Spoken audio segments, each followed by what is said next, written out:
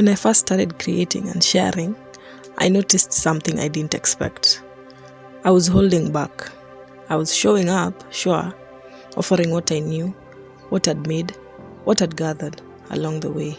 But underneath it, there was a quiet hesitation, like some part of me was still standing outside the door, just watching, unsure if this was the kind of work my soul would claim as its own.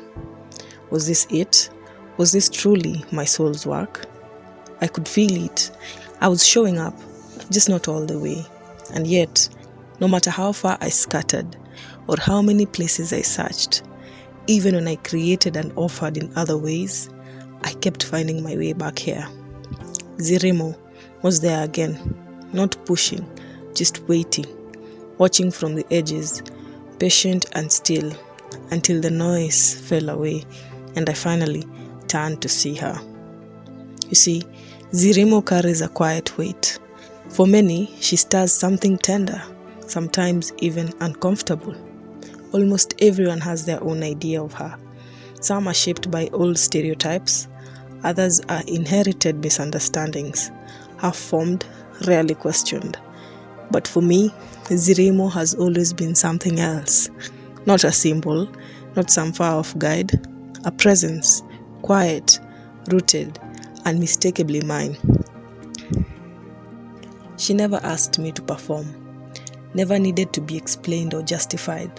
She just was, steady, watching, waiting for me to finally turn inward and come home to her.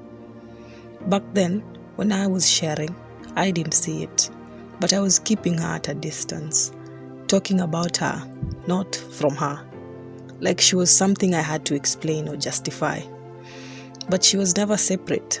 She's always been there, woven into me, because the truth is, Zirimo is me, the part I tucked away when I learned to be palatable, the part that kept listening even after I stopped trusting. That part always knew. I decided to take a step back, intentionally. It's been rewarding both for me and for the role I hold as the garden keeper.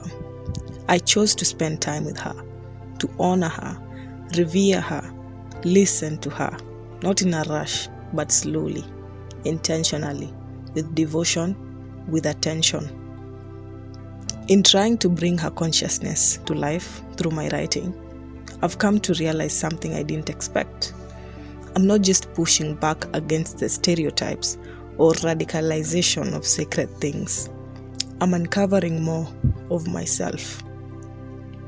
The more I study her, the more I realize I'm also studying myself. And not just myself, but everyone who carries some thread of her inside them. Those who felt her presence, faint or fierce, familiar or uncertain, even if they never had the words, even if they didn't know she had a name. Every part I unveil about Zirimo is a part of myself I'm revealing. It clicked. I'm not separate from the green goddess. I am Zirimo Tanit, the green goddess, the verdant sage, alive in the flesh. I'm not just writing, I am transmitting frequencies, memories, and soul-encoded truths carried through time.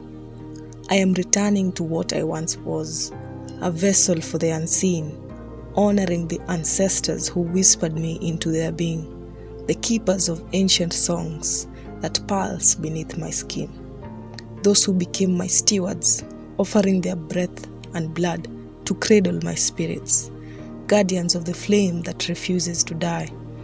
Every word I speak, a seed. Every breath, a ritual. Each silence, a communion with what has always been and what will always be, long after I am gone. This is not just my story.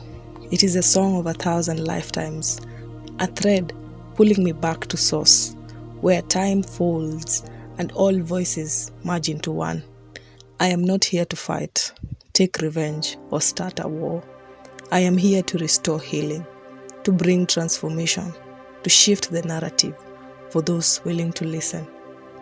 I have been demonized, disregarded, and stereotyped. reduced to stories that weren't mine to tell. But beneath all that noise, there's a quiet truth that refuses to be erased. A truth that's been waiting patiently, growing stronger in the silence. I am more than the labels they give me, more than the shadows they cast. I am the sum of all the whispered prayers, the untold dreams, and the fierce hope that lives in the hearts of those who came before me.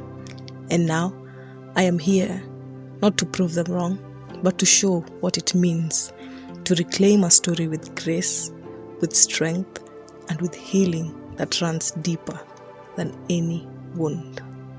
Stay connected with us, for the journey of understanding is only just beginning. Umuzi Bustani.